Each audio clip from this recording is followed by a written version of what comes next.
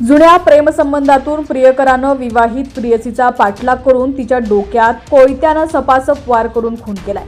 खून करून आरोपी पळून जात असताना पोलिसांनी त्याला शिताफीनं पकडलंय। घटना सविस्तर पाहूया। त्याआधी तुम्ही HPN मराठी न्यूज चॅनल पहिल्यांदाच पाहत असाल आणि अजूनही चॅनलला सबस्क्राइब केलं नसेल तर नक्की सबस्क्राइब करा, जेणेकरून आमचे अपडेट्स लवकरात लवकर तुमच्यापर्यंत पोहोचतील।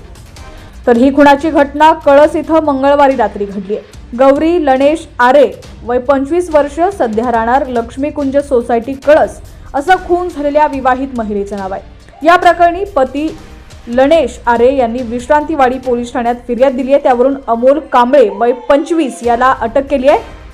त्याला 7 दिवसांची पोलीस कोठडी देण्यात आलेली आहे। विश्रांतीवाडी पोलिसांनी दिलेल्या माहितीनुसार मयत गौरी व आरोपी अमोल यांचे शाळेत असताना प्रेमसंबंध होते। दोघेही लग्न करणार होते। मात्र गौरी ही मूळ गावी रत्नागिरी इथं गेल्यानंतर तिनं दुसऱ्याच मुलाशी लग्न केलं, याचा राग आरोपी अमोल याच्या मनात होता। गौरी भावाकडे कळस इथं आल्याची माहिती आरोपी अमोल याला कळाली होती।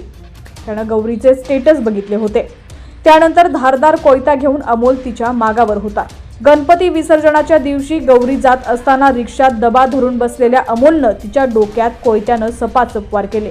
रक्ताच्या थारोळ्यात पडलेल्या जखमी महिलेला पोलिसांनी तातडीनं रुग्णालयात दाखल केलं, पण बुधवारी सकाळी उपचारादरम्यान गौरीचा मृत्यू झाला।